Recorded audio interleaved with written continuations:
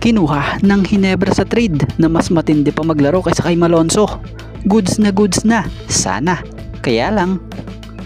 At Arvin Tolentino, mangingibang liga na nga ba? Sinisipat na pati ng team ng Anyang sa KBL.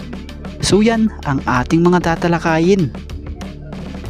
Speaking of Arvin Tolentino, ngayong restricted free agent na itong si Arvin Tolentino at ilang games na nga rin ang hindi nalalaroan sa Northport, maugong ang balitang posibleng nakikipagnegosasyon pa raw di umano ito. At may rumor din na matitrade di umano raw ito. Bukod doon, isa pa ang posibilidad na pangingibang bansa nito upang doon magpatuloy ng karir. Isa sa bansang maugong ang South Korea sa liga sa KBL. At batay nga sa latest na balita ngayon, batay sa nabasa natin kay Fast Break Credit po, base sa pagkakaintindi natin, isa ang team ng Anyang Jungkwanjang Red Boosters na isa sa team sa KBL na tinatarget nga raw di umano itong si Arvin Tolentino. So ayon nga raw sa isang South Korean vlogger, eto raw si Arvin Tolentino ang nangunguna sa listahan ng Anyang na kung saan ipapalit nila sa pwesto ni Javi Gomez Del Llano. So matatandaan namang naunang nabalita na ang posibleng pagkuha muli ng Anyang sa dati nilang player din na si Renz Abando as Asian import na kung saan ipapalit sana sa pwesto ni JGL. Pero ngayon lumalabas naman na mas target ngayon ng team na ito si Arvin Tolentino. So di na rin tayo magtataka kung bakit nagustuhan nila at gano'n na lamang sila kainteresado sa kababayan nating ito. Dahil may napatunayan na rin nga ito dito sa ating pambansang liga. Bukod sa nakapagkampiyon na noon ito, nito lang ginawaran ito ng award bilang Best Player of the Conference dito sa PBA.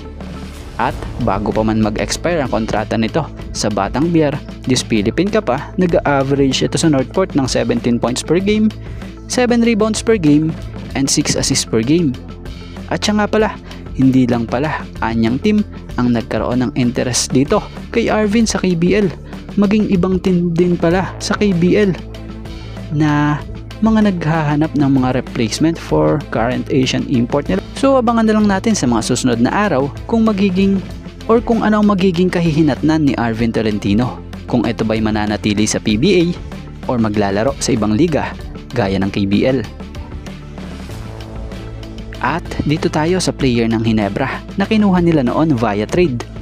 Matatandaang ang Ginebra nag-sacrifice noon ng pagkuha kay Jeremiah Gray kahit na ito'y may injury panahong PBA draft, na kung saan ay binigay ng Ginebra ang kanila noong rookie draft na si Javi Gomez Del Llano and Brian Enriquez. So kung sa husay at potential, goods na sana sa barangay Ginebra. Kaya lang hindi rin nagtagal, naging prone siya sa injury agad.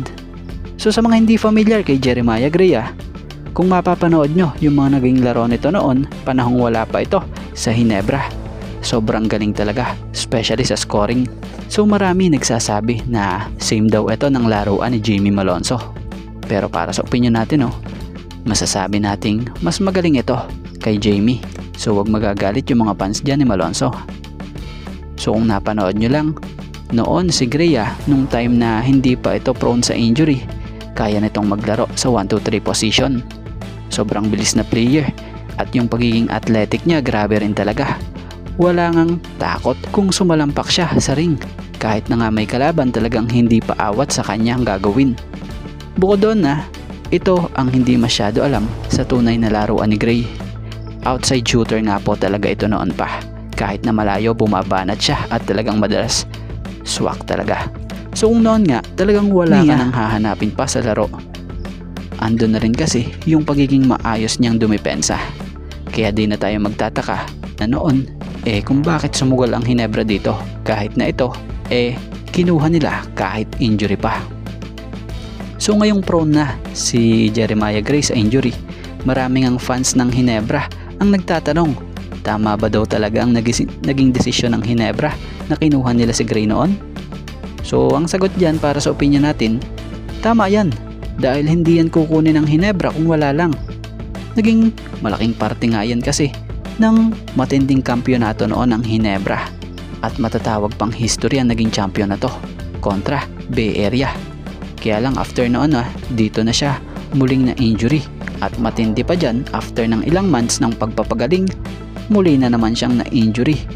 Kaya naman may mga fans or tao dyan or netizens na may mga nagduduktong na baka nga raw etong si Jeremiah Gray yung tinutukoy sa post ni Sir Snow Badwa, na ayon sa post nito, credit po, one player might no longer return to 100% self after any injury. Kuliglig told me his surgery allegedly was not that successful and properly repaired. Gusto nyo clue? Maya na, okay? Ni-enjoy ko pa. Higaan yung bago ng sopa dito sa office na kulay pink. So kung sakali mang ganun nga, pero wag naman sana, ano ang magiging opinion nyo about dito?